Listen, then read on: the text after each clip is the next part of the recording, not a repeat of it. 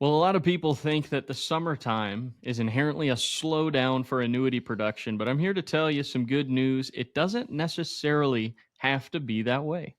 Welcome back to the Seven Figure Annuity Sales Podcast. Caleb North here with Chad, and we're talking about selling annuities in the summertime. And this is actually one of those topics, Chad, that historically, I've always kind of been on the side of, oh yeah, the summertime slump or this, the summertime blues or whatever. It's like things tend to slow down. Well, that's And because you have a Monday slump, a Tuesday slump, a Wednesday slump, a Thursday slump, a Friday slump. I mean, so you're just thinking, that's my normal slump, and just because it's in the summertime. But I could say, you might have a spring slump, a winter slump, a fall slump. You may have a little burst of energy here and there, depending on how many cups of coffee you have. But working on one right now. yeah, I know.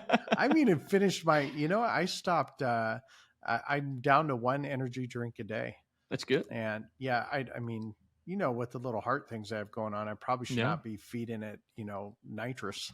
Yes, So, 300 milligrams of caffeine in a 30-minute time period. Yeah. Probably not great for it. You know what I've noticed though? You always say, this is Caleb North, and then you go, and there's Chad. No, I say, this is Caleb North with Chad Owen. No, you didn't. Guaranteed. This is the beauty of podcasts, is we can go back and check. We can go back and listen to it. $100 right now. You just said, this is Chad. Come on. Let's check it.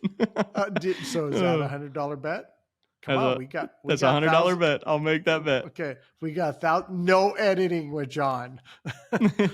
We got thousands of witnesses right now. So, okay, deal. So you're right though. Summertime it is. People think it's a slowdown, and it's really more. It's not business slowdown. I think it's more agent slowdown.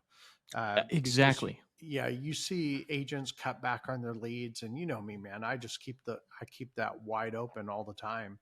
Right. And or they're taking vacations, and rightfully so, man. If you're having a summertime slump because you're spending more time with your family, go for it. Right. Have some fun.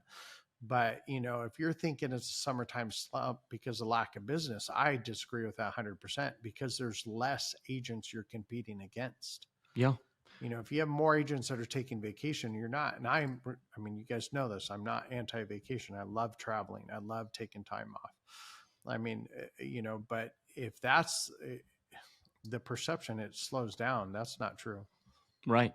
Well, and okay, so I've always been of the idea that the summertime's a slump, you slow down, whatever. And partially because I look at your numbers and I see the numbers that I see. And when you look at the numbers, I can tell you 5 of the last 10 years, the summer quarter, so Q3, has been the lowest quarter of the year. I can tell you that 2 of the last 10 years, it's been the second lowest. So that means that 7 out of the last 10, the summer quarter, has been the lowest production by quarter than any other quarter of the year, or the second lowest by production. And 2 have been the best quarter of the entire year. And so then it's like, well, wait a second, this doesn't necessarily make sense, right? It's like 7 have been the worst or the second best, and 2, which is about the theoretical percentage that you would expect, have been the best. And I started realizing it's not because summertime is inherently a worse time to produce. It's that historically, Chad's taking vacations in the summertime. Yeah. So it's like, you got to think about it. When we're going on trips, man, I mean, there's a lot of places we can go in the summer. I mean, Alaska, Northern Europe, these are places we choose to go in the summer. Right. And so when I look at that, I mean, I am taking more time off. And then the kids used to have school off, that's when their college would stop and we could go and do trips. So yeah, that would be. But now, I mean, I spread my vacations out throughout the year. This year so far, I haven't taken as many vacations, but I don't know. I'd be curious to see how many days I've actually taken off, because I'll just, it's Thursday. I'm going to go do something with the family. Sure. So I don't know day wise, but I bet if you cross-referenced the actual number of days I was working with the summertime, it wouldn't be, because I think August 2022 was my best year ever, but August of 22, it was a 0 month, right? Yeah. But why was it a 0 month? You were gone all month. I was gone the entire month. I mean, I think that's when we did our Alaska trip for three Yeah. weeks where we were gone with an RV, and then we took another week where we had another event. And yeah, so I mean, I was literally not working that entire month, Right. which So, I need and another that's one of those. Yeah, and that to me is the point entirely. Obviously, from a production standpoint, it's a little bit easier for me to look at your production than Yeah, any other agent's production because I'm not necessarily tracking that for yeah, dozens and dozens of agents out there. But if you're tracking your own and you're noticing a trend of summertime slowdown and it's discouraging for you coming up on the summertime, it's like, well, examine the why that's happening because I would be willing to bet that it's not just because the summer is somehow a worse time for you to produce. I bet you hmm, there are other things going on. If you're a family individual, you've got a family and you've got children and they're out of school or out of college and they're around, I guarantee you that is impacting the amount of time that's spent working, whether it's realized or not. If you're traveling and taking vacations, it's obviously going to impact it. And then yeah, I mean, it's not crazy. Clients take vacations too, and yeah, summertime is the most universally vacationed time of the year. But I would argue too that if somebody becomes a lead, it's not so that they can then immediately go take time off. They're becoming a lead so that they can actually get help with this. So if yeah. you've got leads, keep working them well, and especially if you're in the state of Colorado, keep working them well because you might just catch Chad on a vacation week. Wow, wow. Okay, under the bus, backed over. Yeah, I mean, I want all these agents to do good. oh yeah, of course. That's an absolute. I mean, we've always been that way. We definitely want agents to do well. But Yeah. one of the things I think about is, if you can take that time off, if you do real, let's just put it this way: if you do really well during the rest of the year and you have a bad summer because you're taking time off, I mean, why is that bad? I Yeah. don't recommend taking a month off. And I mean that with all my heart. I mean, that's for professionals only. And the reason, if you're really good at what you're doing, then you can do that. But man, even with me taking that month off in 2022, boy, it took me a while to get that engine revved back up again. Right. And I think that month was still really good, though. I think what would have been August, so September. Let's see, that September after. I did 3.9 million after that. So it was kind of Well, built up. come back to a stack of leads, and yes, there's going to be lead rot, and I think Oh that's yeah. one of the challenges. If you're not a super producer, one of the challenges is the amount that's being spent on leads and then the Hmm. lead rot that occurs with Yeah. those, and the skill set to be able to work past the lead rot Yeah. may not all be there. Whereas somebody that's an extreme producer, a super producer, they're going to Hmm. have a little bit more skill set to be able to handle the lead rot well. They've Yeah. got more disposable to be able to afford the cost of leads in that. But I would also say that, Chad, one of the things we train agents, don't turn the leads off. So if you're going to No. take a week or two, obviously, yes, a month is hard to do. But if you're going to take a week or two, don't turn it off. Come back to a stack of leads and work them to the best of your ability. Well, the psyche just behind a lead that's a month old, it messes with you.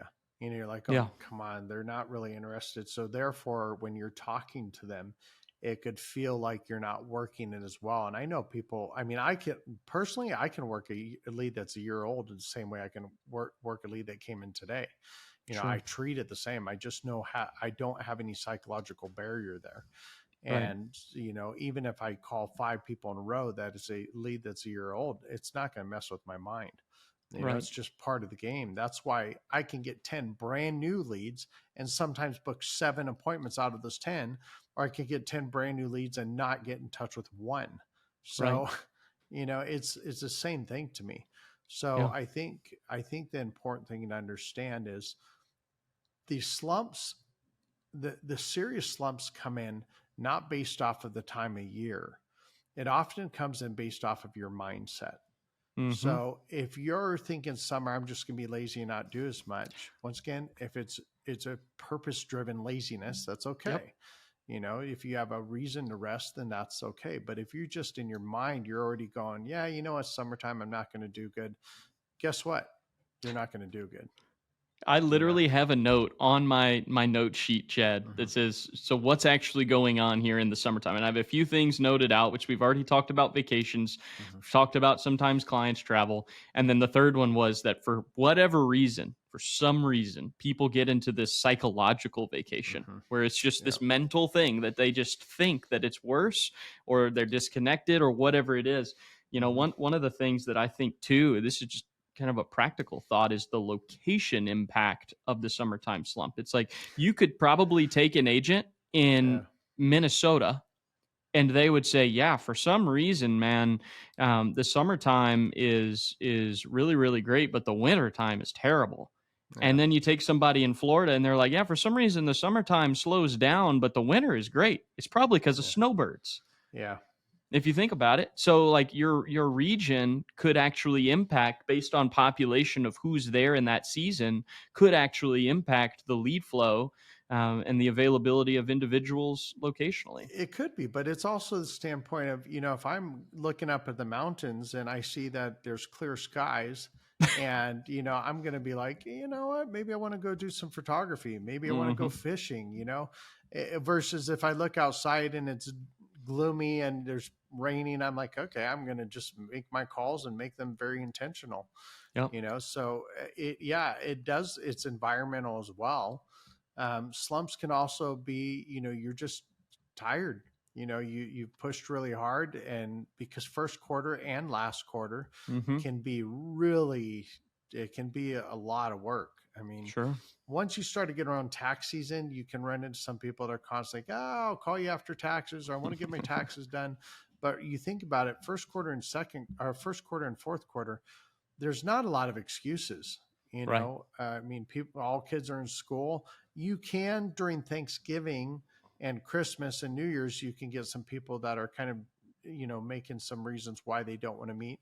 But then the ones that do want to meet are almost always way bigger. So, Yep.